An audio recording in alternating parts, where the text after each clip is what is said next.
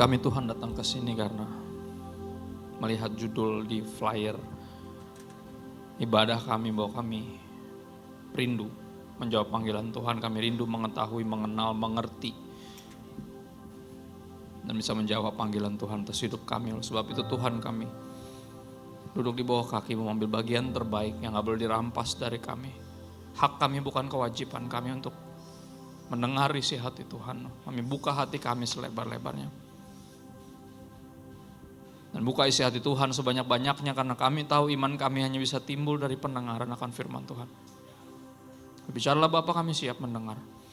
Kami minta bantuan Roh Kudus karena sadar daging kami lemah, konsentrasi kami mudah buyar, iman kami kerap kali goyah, kami susah dibilangin, tapi kami berdoa.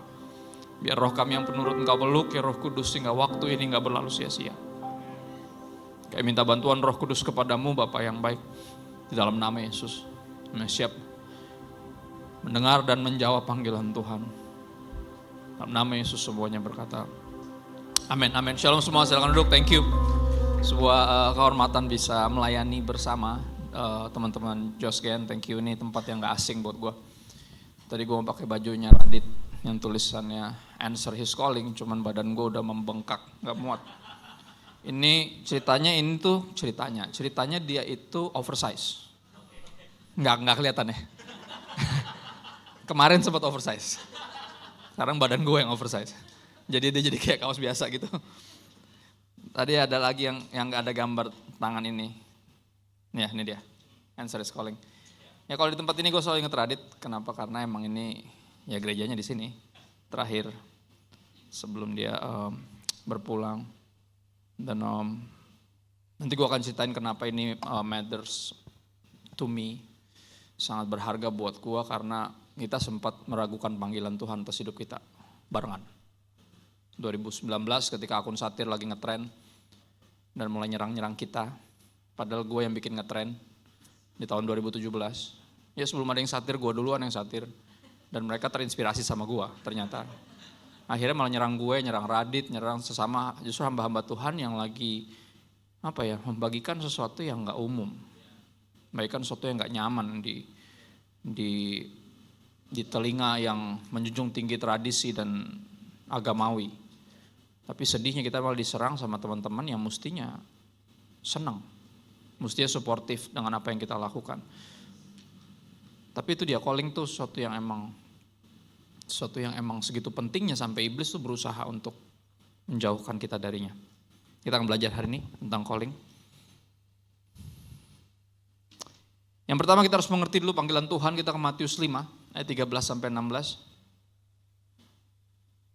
Matius 5 ayat 13 sampai 16, teman-teman pasti sudah pernah tahu, kamu adalah garam dunia.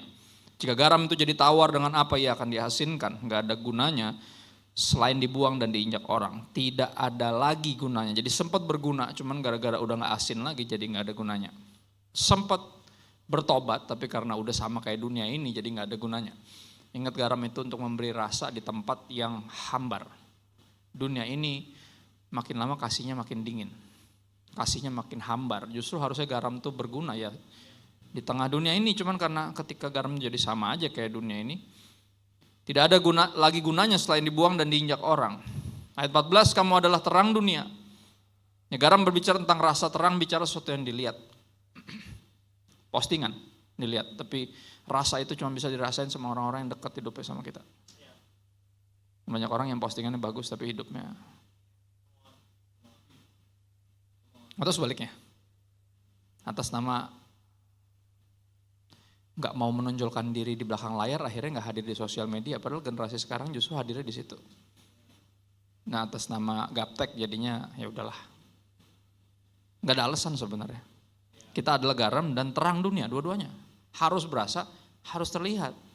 Gak ada tuh yang di belakang-belakang layar tuh. Jadi gak ada alasan, karena ini sutradara yang di belakang layar aja ketika nerima piala sutradara terbaik juga harus muncul ke depan layar. Ya kan akan tiba waktunya. Kita nggak bisa pilih-pilih kalau udah kayak gini tuh. Karena kita dua-duanya. Yesus yang bilang kamu adalah garam dunia, kamu adalah terang dunia, kota yang terletak di atas gunung, nggak mungkin tersembunyi. Lu nggak bisa jadi Kristen dan terus tersembunyi, tapi bersembunyi bisa. Kalau tersembunyi nggak mungkin, karena orang akan lihat orang Kristen pasti deh. Walaupun jenggotan kayak gini, percayalah orang bisa tahu loh. Orang bisa tahu gue Kristen. Padahal gue gak pernah pakai kalung salib. Padahal tampang gue gak kayak pendeta. Tapi orang bisa tahu karena gak mungkin tersembunyi. Kayak kota yang terletak di atas gunung. Ketika gelap, ketika matahari terbenam, kelihatan terang. Kayak kota di atas gunung kan kelihatan, ada rumah di situ, kelihatan. Pas lagi terang mah ya biasa aja, sama aja kayak yang lain. Cuma ketika gelap, when the world got darkened, ketika dunia makin gelap, kita makin terlihat. Kita makin kelihatan, kita makin diperlukan untuk jadi Kristen. Tapi apa? Gak mungkin tersembunyi tapi sering bersembunyi. Makanya itu bilangin lagi pura orang gak menyalakan pelita lalu meletakkan di bawah gantang. Melainkan di atas kaki dian sehingga menerangi semua orang di dalam rumah itu. Demikianlah hendaknya terangmu bercahaya di depan orang. Gak ada tuh alasan, gue mau orangnya di belakang layar. Gak ada alasan itu lagi. Kita Kristen. We follow the light.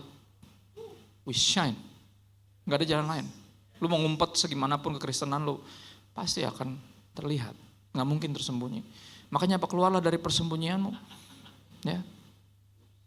Itu perintahnya di sini, bukan suruh jadi terang, bukan suruh jadi garam, gak ada perintah suruh jadi. Dia ngasih tahu lu itu garam, lu itu terang. It's who you are in me. Keluar dari persembunyian lo. Ngapain nyalain lampu terus taruh di bawah gantang? Naik ke atas kaki dian, itu yang disuruh. Naik ke situ. Semua platform hidupmu. Sehingga menerangi semua orang dalam rumahmu. Rumah itu artinya apa? Semua orang dalam sphere of influence. Ayo. Kasih tunjuk sama semua yang follow lu bahwa lu tuh Kristen. Jangan malu. Kenapa malu? Emang Yesus melakukan sesuatu yang memalukan. Yesus melakukan sesuatu yang inspiratif. Walaupun dia malunya dipermalukan, walaupun dia matinya dipermalukan benar, ditelanjangin, dihina, diludahin, dimaki. Dia dipermalukan tapi dia gak melakukan sesuatu yang memalukan. Pengorbanannya itu inspiratif. Berapa banyak teman gue yang bukan Kristen tapi punya tato salib. Mau tahu kenapa? Yesus. Inspiratif. Dia bilang gue belum pernah dengar kisah tentang cinta yang segini dahsyat. Padahal bukan Kristen. Ya, demikianlah hendaknya terangmu bercahaya di depan orang supaya mereka melihat perbuatanmu yang baik dan memuliakan Bapamu yang di sorga. Lewat apa kita memuliakan Bapa kita di sorga? Lewat perbuatan kita yang baik yang dilihat orang. Tapi bukan sesuatu yang dipamerin, sesuatu yang natural. I'm just being me. You're just being you in Him. Ya, itu kita harus mengerti dulu panggilan Tuhan itu untuk memuliakan Dia lewat seluruh kehidupan kita. Memberi rasa dan menyinari, itu naturnya. Ya. Kita harus mengerti dulu panggilan Tuhan. Panggilan yang pertama untuk jadi berkat, Kejadian 12 ayat 2. Kejadian 12 ayat 2, ayat ini kepada Bapak Abraham yang selalu dikenal sebagai orang yang paling diberkati yang pernah hidup. Kejadian 12 ayat 2, Tuhan bilang sama Abraham, Aku akan membuat engkau menjadi bangsa yang besar dan I will bless you and make your name famous. Yang kalau dengar itu bawaannya pasti ujungnya duit. Ya kan orang gila-gila pengen viral kan itu. Biar terkenal, biar dari endorse. Duit. Tapi apa ini yang menarik apa kata Tuhan? Dan engkau akan apa? Menjadi kaya. Enggak tuh. Dia bilang lu akan jadi berkat. Interesting. Tujuan akhir anak-anak Tuhan diberkatin bukan untuk jadi kaya. Orang dunia pengen jadi kaya. Anak Tuhan pengen jadi berkat. Karena untuk itu kita dipanggil. Kita harus mengerti dulu panggilan Tuhan. Yang pertama untuk jadi berkat. Yang kedua, untuk melakukan perbuatan baik. Efesus 2 ayat 8-10. Sebab karena kasih karunia kamu diselamatkan oleh iman. Ya itu bukan hasil usahamu sengaja. Depan gak muncul.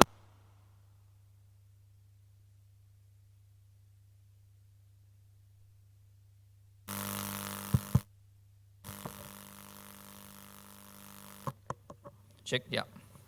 Efesus 2 ayat 8-10, sengaja gue gak ngontek multimedia biar kita buka sendiri. Karena ini problemnya, kita gak pernah buka kitab sendiri, dibukain terus, jadinya beda, feel-nya lain.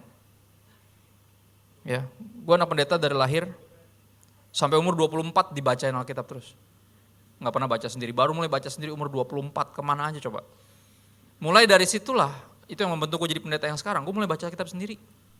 Dari sesuatu yang kayaknya gitu doang tapi efeknya gitu banget. Ya, berapa banyak yang baru mulai baca Alkitab di penjara. Karena udah gak ada kegiatan lain di situ, mau ngapain lagi? Ya kan? Pilihannya udah di penjara pilihannya cuma 2, narkoba apa Tuhan Yesus. Kalau di luar kan pilihan masih banyak. Terlalu banyak malah. Jadi Yesus bukan pilihan yang menarik karena masih banyak pilihan yang lain. Di penjara udah tinggal 2. Antara lu mati, binasa, atau lu selamat dan hidup. Akhirnya apa? Banyak, gak sedikit orang yang baru mulai baca Alkitab gara-gara masuk penjara. Dan hidupnya diubahkan. Terus ngapain kita mesti nunggu masuk penjara dulu? Atau diputusin dulu? Atau diselingkuhin dulu? Atau di PHK dulu? Baru mulai baca Alkitab. Yuk kita baca Alkitab. Efesus 2 ayat 8-10, sebab karena kasih karunia kamu diselamatkan oleh iman. Itu bukan hasil usahamu, tapi pemberian Allah. Itu bukan hasil pekerjaanmu. Jangan ada orang yang memegahkan diri, kita gak punya alasan untuk sombong. Sama sekali, karena semuanya pemberian. Satu-satunya yang bisa dibanggakan dari sebuah pemberian hanyalah sang pemberi. Ya. Karena kita ini buatan Allah, diciptakan dalam Kristus Yesus untuk melakukan pekerjaan baik. Itu panggilan kita, pertama untuk jadi berkat, yang kedua untuk melakukan pekerjaan yang baik, untuk perbuatan baik. Yang disiapkan, yang dipersiapkan Allah sebelumnya, Ia mau supaya kita hidup di dalamnya jauh sebelum Kristus jadi pendeta. Yesus sudah siapin pekerjaan baik yang akan dilakukan oleh Kristus setelah dia sungguh-sungguh bertobat. Ya. Panggilan yang gue abaikan. Padahal udah jelas dari kecil gue selalu diceritain kamu tuh anak ajaib. Dan anak Nasar. Nasar bukan penyanyi dan.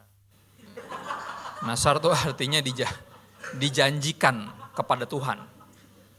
Anak, oh ya. Karena orang tua gue gak bisa punya anak. Nyokap gue kista parah, 3 dokter ahli bilang gak bakal bisa punya anak.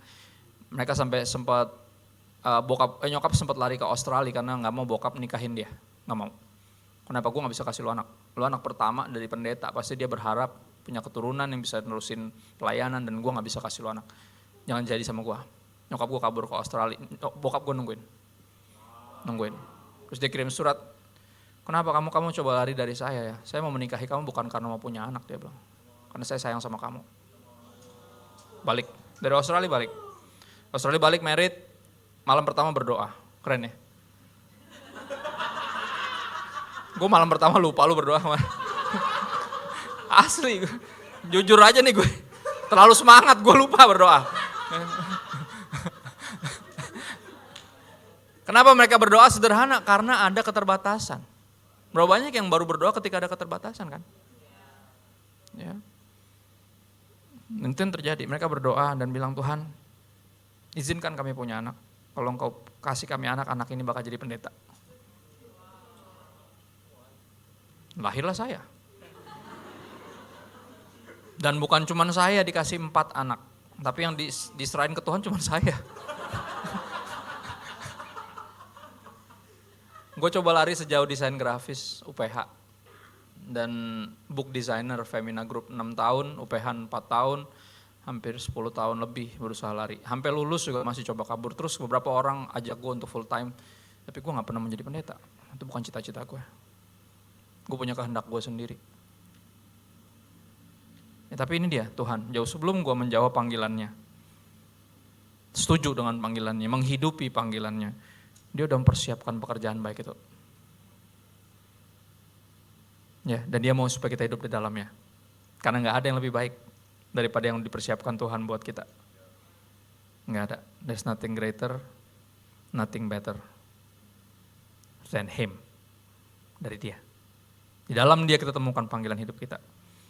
Itu yang pertama, mengerti panggilan Tuhan. Pertama untuk jadi berkat, untuk melakukan perbuatan baik. Yang kedua, menggenapi panggilan Tuhan. Kita akan belajar tentang hal ini.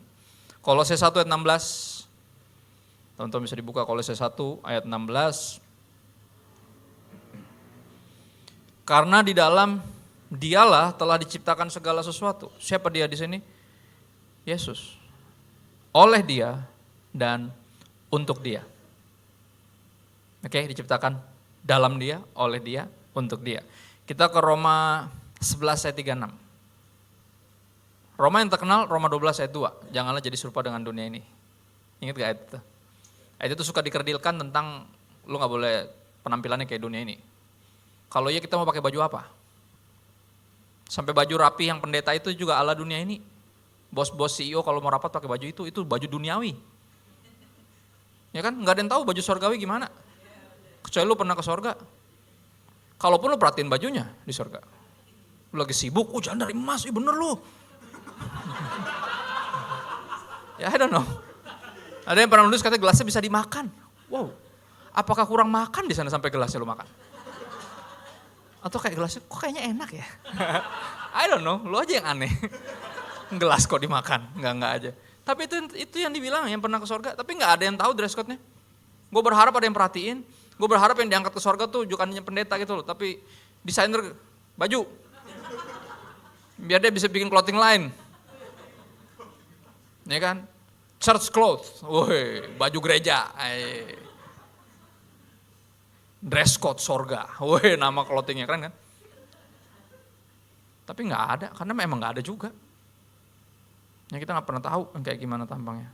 Ketika ayat dikerdilkan, kita nggak dapat apa-apa, malah jadi salah ngerti.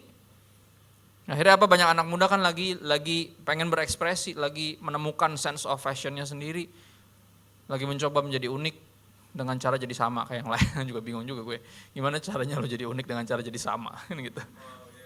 Ini kan ada era semua orang pakai sepatu yang huruf N, ya kan? Tapi ada era semua orang pakai sepatu kayak gini, tuh kan? 1, 2, 3, no lihat banyak. Apalagi kalau muda lebih banyak lagi pada pakai Vans. Kenapa? Karena Radit pakai Vans. Gue juga banyak. Jadi kita udah kayak anak panti asuhan tuh lo. Dan berasa keren. Padahal sama semua, bingung. There's nothing cool about being just the same. Unik itu artinya unik, beda. Dan lu gak perlu berusaha jadi unik, lu emang udah beda.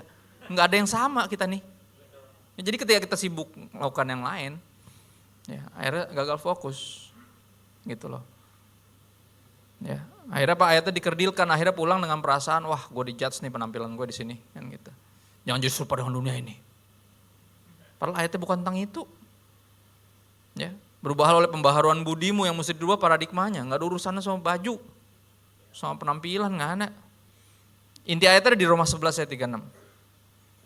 Roma 11 ayat 36 bilang ini, sebab segala sesuatu adalah dari Dia dan oleh Dia dan kepada Dia, bagi Dialah kemuliaan sampai selama-lamanya. Roma 12 ayat 1, karena it's all about Him. Dari Dia, oleh Dia, untuk Dia dan bagi Dia. Saudara-saudara, demi kemurahan Allah aku menasihatkan kamu supaya kamu persembahkan tubuhmu, your whole existence, sebagai persembahan yang hidup, kudus, berkenan kepada Allah. Itu adalah ibadahmu yang sejati. Janganlah kamu jadi serupa dengan dunia ini. Kenapa? Kan dunia ini is all about me, myself and I. Lu jangan sama kayak dunia ini bukan tentang dress code. Gak nyambung. Berubah paradigmanya biar ngerti, supaya apa? Supaya lu bisa bedain mana kehendak Allah. Ciri-ciri kehendak Tuhan ada 3. Yang pertama baik, gak mungkin melibatkan dosa. Itu gak mungkin kehendak Tuhan untuk lu bikin dosa. Yang kedua apa? Berkenan kepada Allah, yang Tuhan mau, bukan yang lu suka. Bahkan lebih dari yang lu bisa. Tapi yang Tuhan mau. Dan apa yang sempurna, apa itu? Gini, contoh. Tujuan seorang Kristen dikasihi, tujuannya apa? Udah bisa jawab gak? Exactly. Cuman berapa banyak orang yang mengira tujuan kita dikasihi adalah to feel love. Walaupun dikasihi adalah perasaan terindah di kehidupan ini. To be loved is the greatest feeling. Tapi tujuan akhir kita dikasihi bukan hanya perasaan dikasihi, tapi kerelaan untuk mengasihi. Bahkan musuh sekalipun. Itu sempurna. Kayak lu sekolah, ilmunya lu pakai buat kebaikan. Bukan buat kejahatan, karena semua penjahat juga pinter. Dan gak ada yang sekolah buat jadi pinter. Itu salah arah, itu gak sempurna namanya. Ya, kita sekolah biar ilmu yang kita pelajari bisa kita pakai buat kebaikan. Itu yang sempurna. Biar semua yang Tuhan lakukan untuk kita, berikan kepada kita, gak stuck di kita.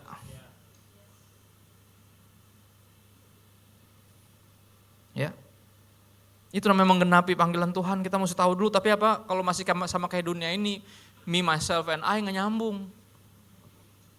Ya, berkat seindah apapun di tangan penyembah berhala jadi kutuk.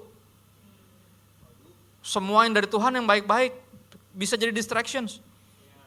Pas masih jomblo dulu pelayanan, pas udah pacaran, ya udah mulai minta dijadwal-jadwal, tau gak lo? Jangan gue terus dong yang main drum.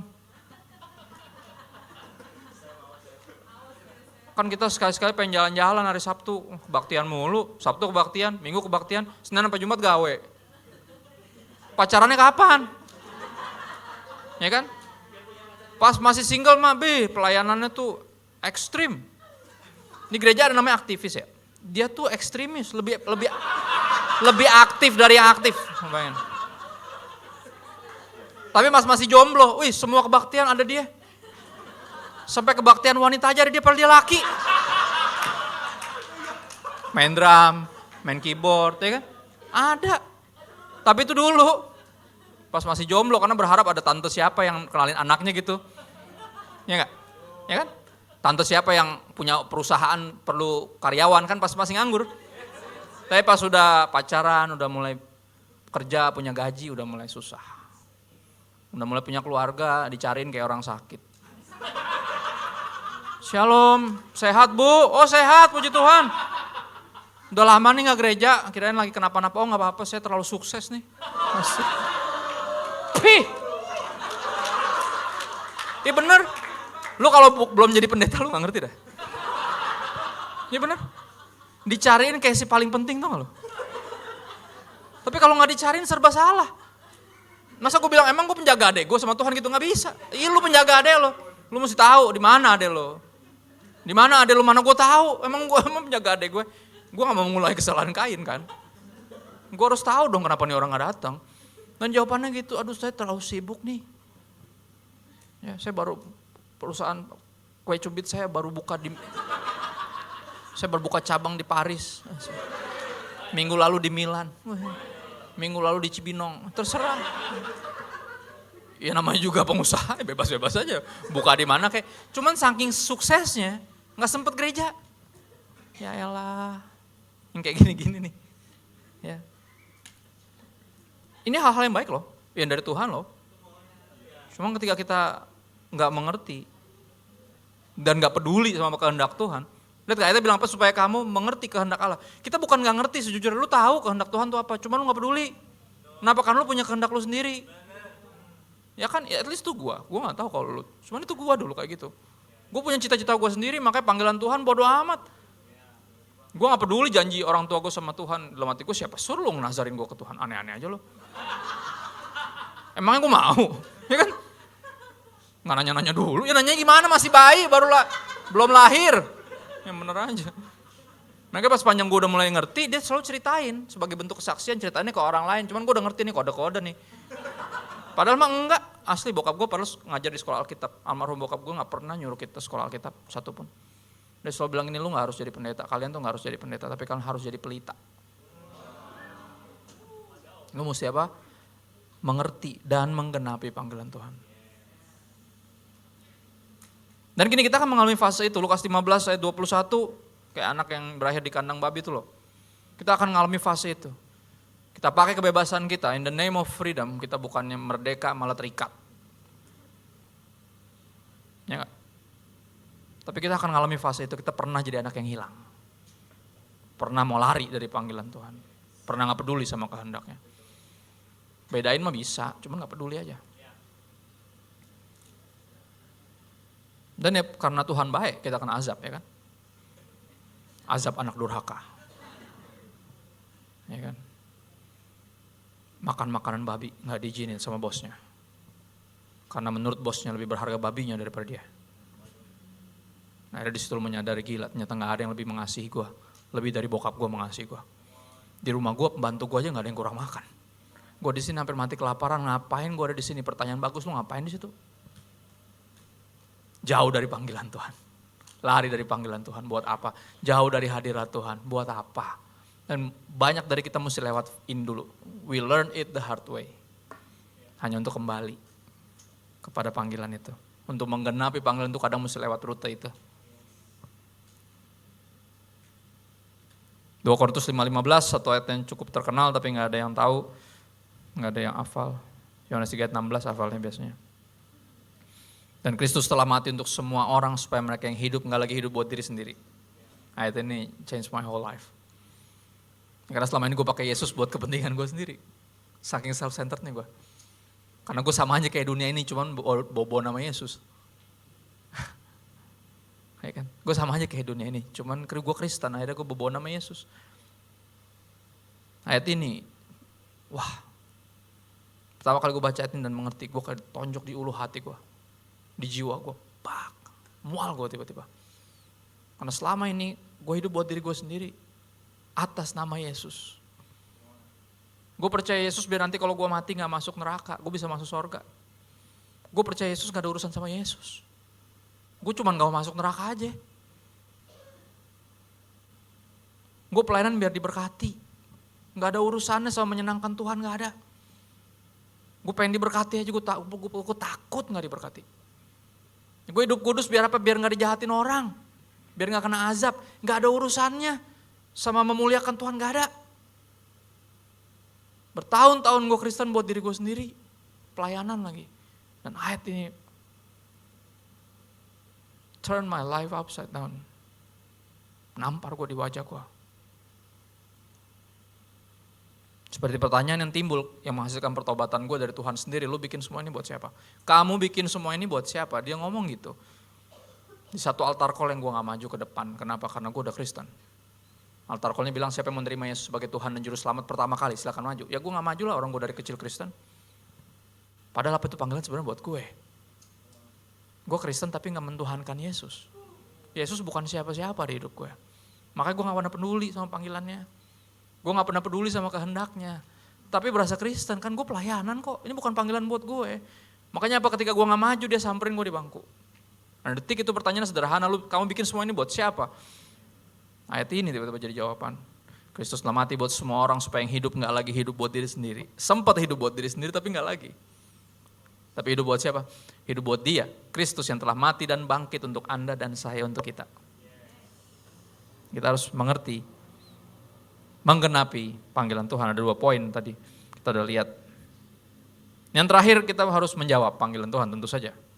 Ya setelah mengerti panggilan Tuhan itu apa, buat apa Tuhan panggil kita, buat jadi berkat, untuk melakukan perbuatan baik, ya kan? Through good works. Terus kita harus menggenapi panggilan Tuhan, artinya harusnya kehendak Tuhan gini, ya udah kita genapin gitu loh. Lewat hidup kita. Ya, secara praktikal namanya kita menjawab panggilan Tuhan seperti judul tema hari ini. Nah, this is practically how you answer the calling. Yang pertama, with what you got. Kita lihat yang kita ada sama kita, bukan apa yang enggak ada. Ya kan Yesus bilang sama Filipus, lu mesti kasih mereka makan. Lah, kenapa jadi gua? Ini roti seharga 200 dinar aja gak bakal cukup dan gua gak punya 200 dinar, kan lu yang bilang gak boleh bawa banyak-banyak. Ya kan murid-murid gak boleh bawa banyak-banyak ketika ikut Yesus.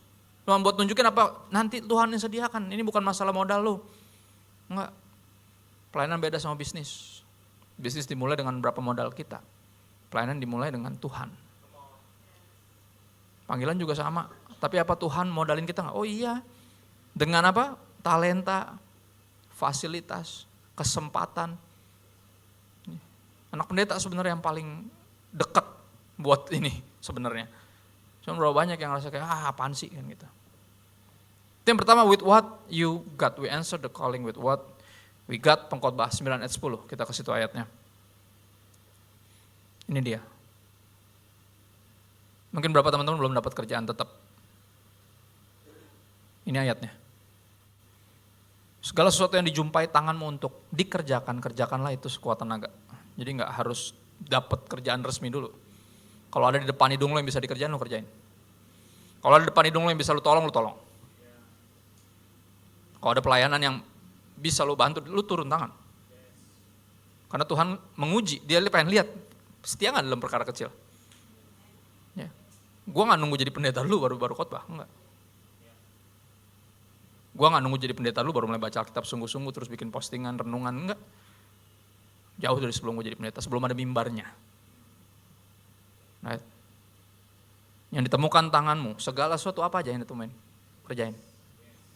Karena tak ada pekerjaan, pertimbangan, pengetahuan, dan hikmat dalam dunia orang mati, kemana engkau akan pergi. With what you got, talenta, fasilitas, kesempatan. Yang kedua, profesi apapun. How we answer the calling practically, melalui profesi kita. Kolose 3 ayat 23 sampai 24. Apapun juga, artinya apa? Segala sesuatu yang kamu perbuat, perbuatlah dengan segenap hatimu seperti untuk Tuhan dan bukan untuk manusia, Ayat 24, kamu tahu bahwa dari Tuhanlah kamu akan menerima bagian ditentukan bagimu sebagai upah. Jadi nggak usah hitung-hitungan. Nah, ketika pelayanan gak dihargain, ya nggak apa-apa. Memang bukan buat dihargain kan lu pelayanan? Atau buat itu memang? Buat aktualisasi diri? Atau buat itu lu pelayanan? Gue gak tahu. Karena kalau bukan buat penghargaan, ketika lu gak dihargain harusnya lu santai. Tetap pelayanan. Ya gak? Cuma kan kerap kali gitu, kita bilang ini buat Tuhan tapi pas gak dihargain sama orang, langsung bertingkah. Dan akhirnya kita bingung sendiri, oh berarti ini sebenarnya gue melakukannya buat aktualisasi diri. Buat dihargain orang. Ya. Dari Tuhan kita akan menerima bagian tentukan sebagai upah. Kristus adalah Tuhan dan siapa kita? Hamba Tuhan. Hamba Tuhan gak bicara profesi, hamba Tuhan bicara devosi. Buat siapa lu melakukan yang lu lakukan. And that's how we answer God's calling practically. With what we got and what we do. Apapun, sekolah yang benar. Jadi murid Kristen. Jadi anak yang benar. Kerja nanti jadi karyawan yang benar. Yang Kristen. Jadi suami nanti merit, jadi suami yang Kristen. Istri yang Kristen. Ya, warga negara yang Kristen. Ayo, pendeta yang Kristen. Oh emang ada pendeta yang Kristen? Ada. Ya, yang mengakunya hamba Tuhan tapi tingkah lakunya hambatan Tuhan. Menghambat orang datang kepada Tuhan. Banyak. Gua hampir tuh jadi kayak gitu. Semua kita punya potensi buruk itu. Kalau kita manfaatin Tuhan bukan dipakai sama Tuhan. Apa yang Yesus bilang? Sukses buat dia. Yohanes 4 ayat 34. Kata Yesus kepada mereka, makananku. Terjemahan lama bilangnya itu rezekiku. Ya makanya udah bapak kami kan dua macam kan. Kalau perhatiin, berikanlah kami pada hari ini makanan kami. Ada yang nyebutnya rezeki kami. Kenapa? Karena terjemahan lama itu bilang rezeki. Ya terjemahan paling baru, terjemahan gue sendiri namanya apa? Hoki. Atau lebih tepatnya sukses bagi saya. Segalanya yang paling saya rindukan adalah apa? Melakukan kehendak Dia yang mengutus aku dan menyelesaikan pekerjaannya. Yesus aja. Menurut Yesus sukses itu ini. Sejak kapan kita punya sukses yang berbeda? Sejak kapan KPI kita ngikutin KPI-nya dunia ini? Sejak kapan? Yesus aja bagi dia sukses itu melakukan, menjawab, mengerti, menggenapi panggilan Tuhan, menyelesaikan pekerjaan itu. Kok bisa-bisa kita ngaku Kristen tapi gak punya kerinduan ini? Kita punya cita-cita yang lain, bukan yang ini.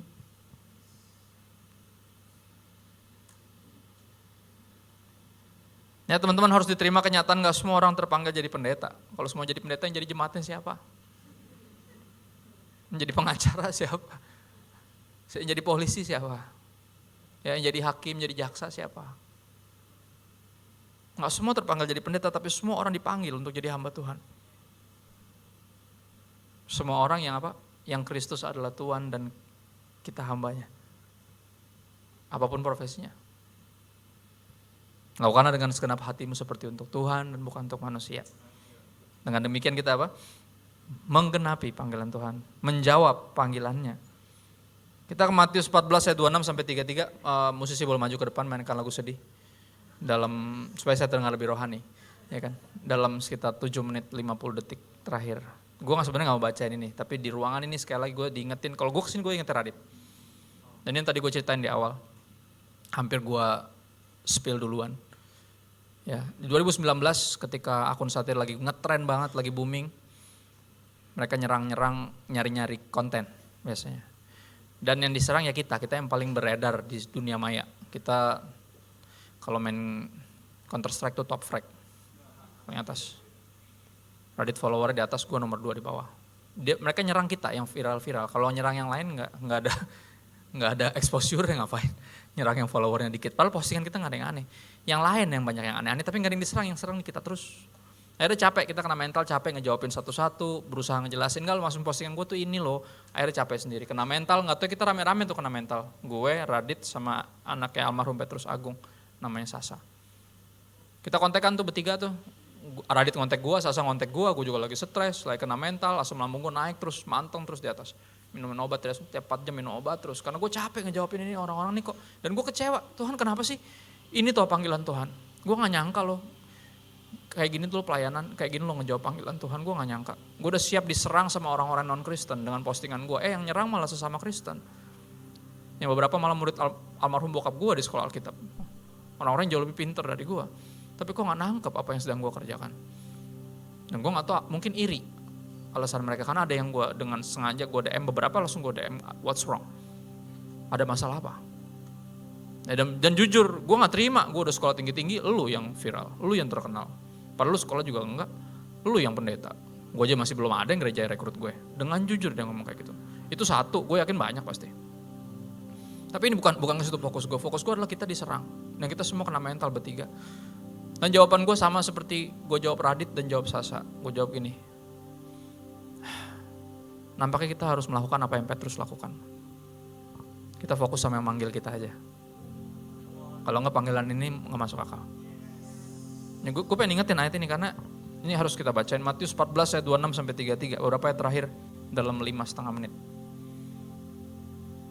Matius 14 ayat 26, ketika murid-muridnya melihat Yesus berjalan di atas air, mereka terkejut dan berseru, itu hantu, lalu berteriak-teriak karena takut. Ayat 27, tapi segera Yesus berkata kepada mereka, tenanglah, aku ini saya, it's me, don't be afraid.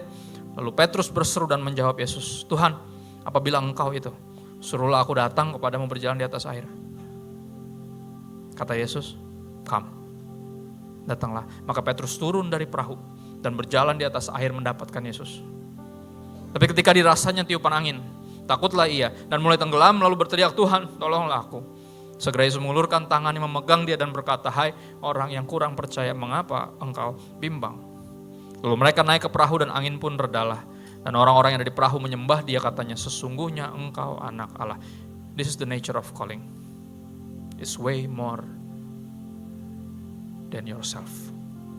Sesuatu yang gak bisa lu lakukan tanpa Tuhan. Kalau lu bisa lakukan tanpa Tuhan, coba lu renungin lagi, bisa jadi itu cita-cita lu, bukan panggilan Tuhan. Teman-teman, panggilan berdasarkan visi, bukan berdasarkan ambisi. Cita-cita tuh berbau ambisi. Ya, berapa banyak yang di sekolah Alkitab gara-gara apa? Biar bisa jadi kayak pendeta ini, pendeta besar, gue pengen jadi orang besar. Sedih. Dan bingung mau mulai dari mana, tapi kita juga sempat kayak gitu dulu. Kita masih punya impian itu, kita pengen jadi seperti siapa? Berapa banyak yang masih pengen jadi seperti Yesus? Apa yang buat si nekat ini bilang gitu? Izinkan saya jalan di atas air.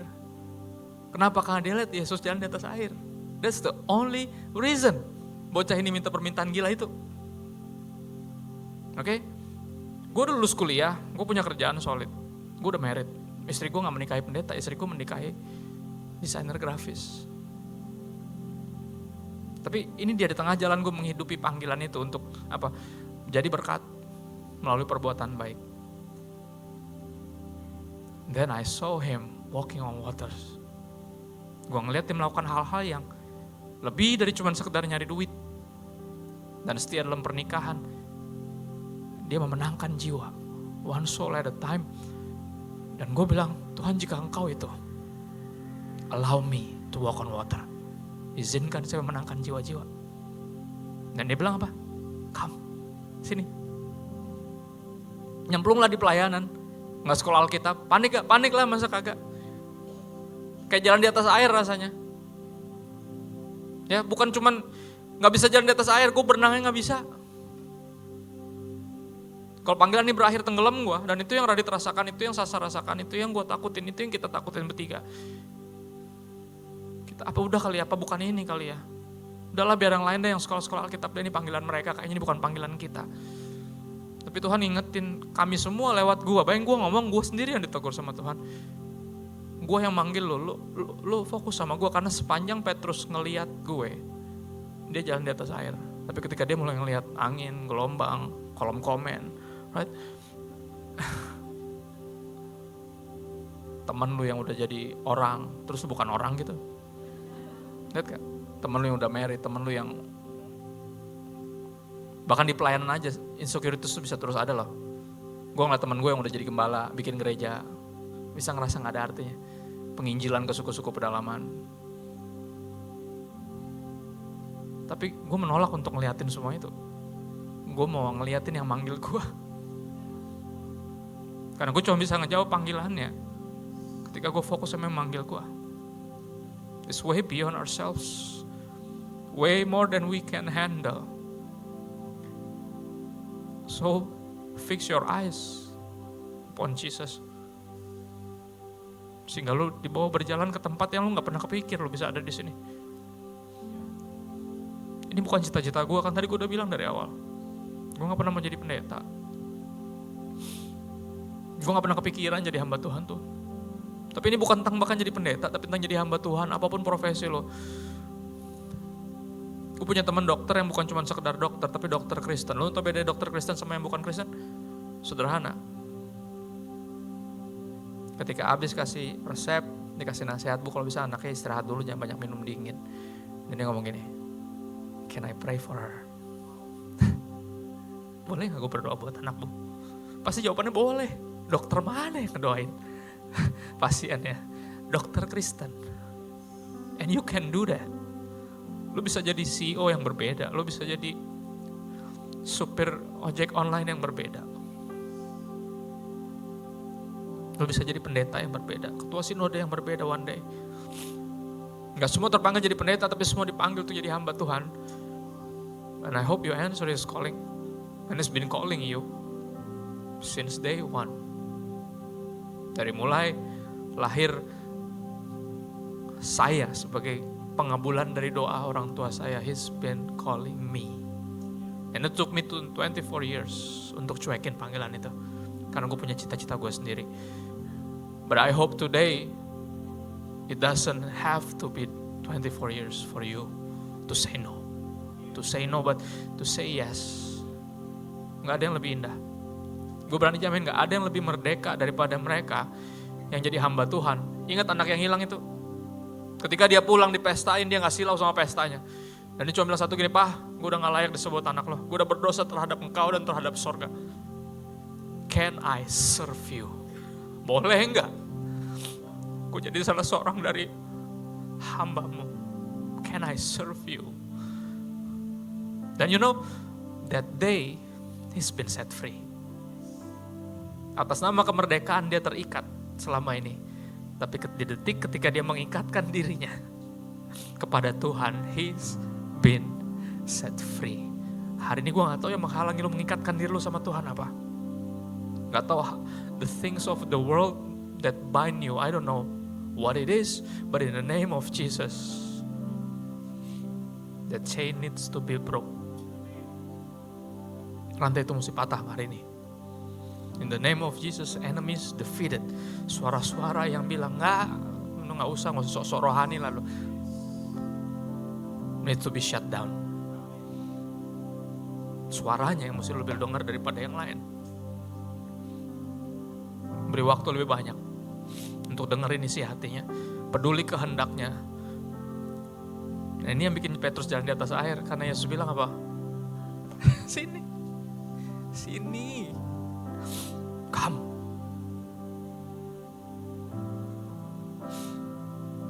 Kasih Tuhan buat hari ini, makasih.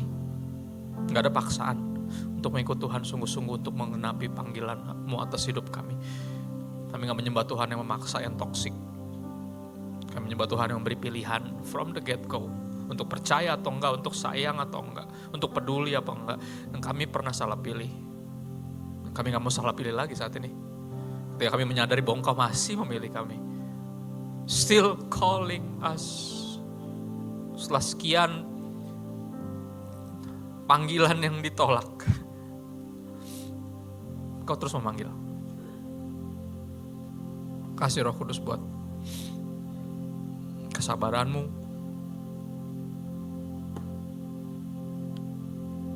Ini kami hari ini menjawab panggilan Tuhan.